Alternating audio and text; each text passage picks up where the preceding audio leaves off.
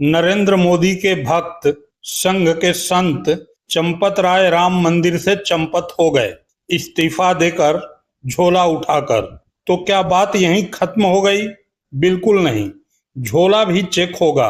विपक्ष झोला को 16 बनाएगा, क्योंकि विपक्ष का सख्त आरोप है कि राम मंदिर के चढ़ावे की चोरी से पश्चिम बंगाल और महाराष्ट्र में सांसदों और विधायकों की खरीदी की गई। नमस्कार, मैं हूं त्रिपाठी ज्ञानेंद्र और आप देख रहे हैं पूर्वांचल टुडे लाइव। विश्वास नहीं है तो शिवसेना यूबीटी के सांसद संजय राउत को सुन लीजिए। आप मंदिर की दान पेटी चुराते हो, लाखों करोड़ों रुपया चुराते हो, वो पैसा राजनीति में आता है और उसी पैसे से आप सांसद विधायक खरीद लेते हो, पार्टियां तोड़ते हो। वही राम मंदिर के 2000 करोड़ आप लोगों ने जो चोरी की है, उसी पैसे से आपके सांसद तोड़े, तृणमूल के सांसद तोड़े, विधायक तोड़े, शिवसेना के जो 6 सांसद तोड़े, वो राम मंदिर का ही लूटा हुआ पैसा है। ये जो 6 सांसद को जो 50-50 करोड़ दिया है ना, वो राम मंदिर के दान पेटी यहाँ वो शिंदे के पास आई होगी, वहां बहुत दान देता था ना, चोरी का माल वापस। आप कह सकते हैं कि संजय राउत सियासी भाषा बोल रहे हैं, फिर भी यह सवाल तो है कि राम मंदिर से जो 1000 करोड़ की चोरी हुई, वह पैसा कहां गया? इसका जवाब न तो ट्रस्ट दे रहा है, न ही ट्रस्ट बनाने वाले मोदी जी दे रहे हैं, और न ही बीजेपी संघ सामने आ रहे हैं। बीजेपी से जब भी कोई सवाल कर रहा है तो बीजेपी मुस्लिम मस्जिद और मदरसों के बहाने मंदिर में हुई चोरी से भटकाने का प्रयास कर रही है। यूपी के उप मुख्यमंत्री ब्रजेश पाठक को ही सुन लीजिए। मंदिर में हुई चोरी के सवाल पर ब्रजेश पाठक किस तरह बाबरी मस्जिद का राग अलाप रहे हैं। तैयार हुआ है, कहा यह जा रहा है कि कुछ लोग जो बड़े लोग हैं, जिसमें अनिल मिश्रा है, चंपत राय है, हेमंत राव है, उन पर तैयार नहीं किया। देखिए, आपसे मैं पूछता हूँ, बाबरी मस्जिद का चंदा इकट्ठा हुआ था, कहाँ हुआ था? उसके बारे में पूछो। कोई पूछ रहा है? ये समाजवादी पार्टी के लोग, कांग्रेस के लोग केवल तुष्टीकरण की पॉलिटिक्स कर रहे हैं, केवल मुस्लिम मतदाताओं को लुभावने के लिए सनातन संस्कृत पर हमले कर रहे हैं। हमारी सरकार प्रतिबद्ध है भ्रष्टाचार कदाचार पर जीरो टॉलरेंस, लेकिन बाबरी मस्जिद के चंदे का क्या हुआ, उस पर पूछो। तो क्या एफआईआर में बड़े लोगों का? हम आपसे पूछ रहे हैं, आप पुलिस है कि हम पुलिस है? पुलिस प्रशासन निष्पक्षता के साथ जांच कर रहा है, लेकिन बाबरी मस्जिद पर एक सवाल पूछो उन लोगों से जो समाजवादी पार्टी कांग्रेस में तुष्टीकरण की पॉलिटिक्स की राजनीति कर रहे हैं। उनसे पूछिए एक बार कि पैसे कहाँ गए। ये मदरसों में जो अवैध संचालन हो रहा है, बाहर से पैसे आ रहे हैं, टेरर फंडिंग हो रही है, जो बॉर्डर के हमारे जिले हैं वहां पर मदरसों में क्या हो रहा है, मौलाना लोग क्या कर रहे हैं, उस पर जरा विचार पूछिए। जरा पूछिए, समाजवादी पार्टी से एक सवाल पूछा है क्या किसी मदरसे के बारे में, किसी बाबरी मस्जिद के बारे में जो चंदा एकत्र हुआ था? केवल सनातन संस्कृत पर हमले। अखिलेश यादव जी से पूछिए, कभी एक सवाल बाबरी मस्जिद पर चंदे के बारे में किया हो बताएं? कभी एक मदरसे के बारे में सवाल किया हो बताएं? कभी संभल में क्या हुआ, मंदिर को कब्जा करके उसको उन्होंने अपने घर में शामिल कर लिया था, उस पर कभी सवाल किया हो बताएं? केवल सनातन संस्कृत पर बोल करके अब संस्कृत को कमजोर करना चाहते हैं समाजवादी पार्टी कांग्रेस के लोग।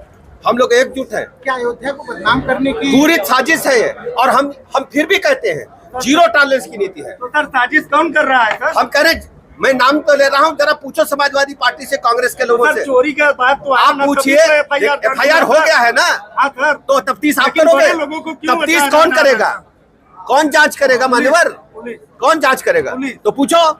हद हो गई। सत्ता में आप हैं, अगर बाबरी मस्जिद के नाम पर उगाही हुई मदरसों में राष्ट्र विरोधी काम हो रहा है तो जांच कराएं, दोषी को दंडित कराएं। इसमें सपा, कांग्रेस और अखिलेश यादव क्या करेंगे? केंद्र और प्रदेश में आपकी सरकार है, आप खुद यूपी के उप मुख्यमंत्री हैं। दरअसल राम के नाम पर सत्ता की रोटी खाने वाली बीजेपी को समझ में ही नहीं आ रहा है कि वह करे तो क्या करे। मोदी के ना खाऊंगा ना खाने दूंगा डायलॉग की मंदिर चोरी से इस कदर बाट लगी है कि बीजेपी मुंह दिखाने लायक नहीं बची है।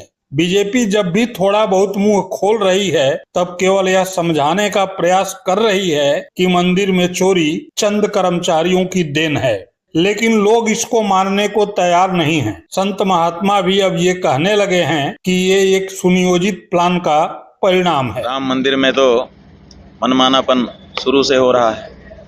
न तो शास्त्र की बात मानी जा रही है, न तो वेद की बात मानी जा रही है, न तो गुरुओं की बात मानी जा रही है।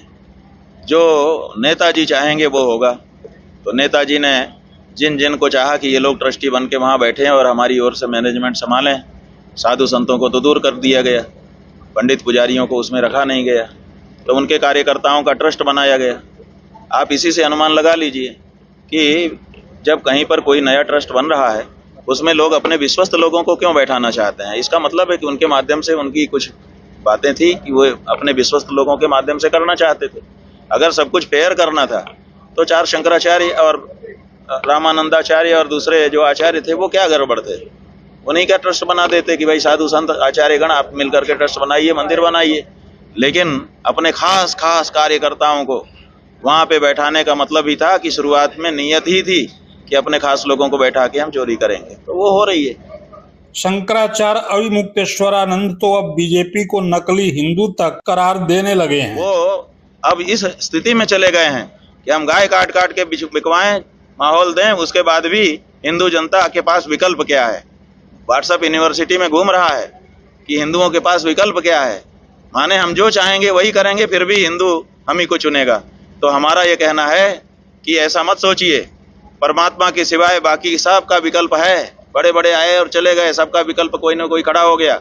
इसलिए तुम जैसे छद्मवादी हिंदुओं का सत्य सनातन धर्म विकल्प है, हम देंगे विकल्प। हम लोगों को प्रेरित कर रहे हैं, मतदाता को प्रेरित कर रहे हैं कि तुम सच्चे लोगों को वोट देने के लिए अपना वोट रिजर्व करो। तो जब ऐसे लोगों को वोट देने के लिए रिजर्व हो जाएगा वोट, तो फिर कोई ना कोई तो अच्छा आदमी भी आएगा कि भाई मेरे लिए वोट है, मैं खड़ा होकर के इनका वोट लेता हूँ। वहीं से शुरुआत हो जाएगी, देख लेना। नकली पार्टी नहीं, पार्टी तो असली है, क्योंकि चुनाव आयोग में पंजीकृत है। हमने ये नहीं कहा कि वो नकली पार्टी है, हमने कहा कि उसमें जो हिंदुत्व है वो नकली हिंदुत्व है। और उसका पूरा प्रमाण भी हमने दिया अपने व्याख्यान में, आपने सुन लिया कि जो असली हिंदू है वो वेद शास्त्र मानता है, ये लोग वेद शास्त्र नहीं मानते। असली हिंदू जो है वो गुरु मानता है, ये लोग गुरु नहीं मानते। असली हिंदू जो है वो पतिव्रता पत्नी मानता है, माने चरित्र के ऊपर दृढ़ता रहता है। इन्होंने समलैंगिकता का कानून बना दिया कि नहीं, अब समलैंगिकता अपराध नहीं है। व्यभिचार एडल्टरी उसका कानून बना दिया कि नहीं, अब वो व्यभिचार भी जो है अब गैर कानूनी नहीं है, माने अपराध नहीं है। तो ये सब छूट क्या हिंदू दे सकता है? क्या हिंदू संस्कृति के अनुरूप है ये सब? तो जब हमारे हिंदू संस्कृति के विपरीत आप एक के बाद एक काम करते चले जा रहे हैं तो हम आपको नकली हिंदू कह रहे हैं, क्योंकि आप नाम हिंदू का लेते हैं कि हम हिंदू पार्टी हैं, हिंदू पार्टी हैं।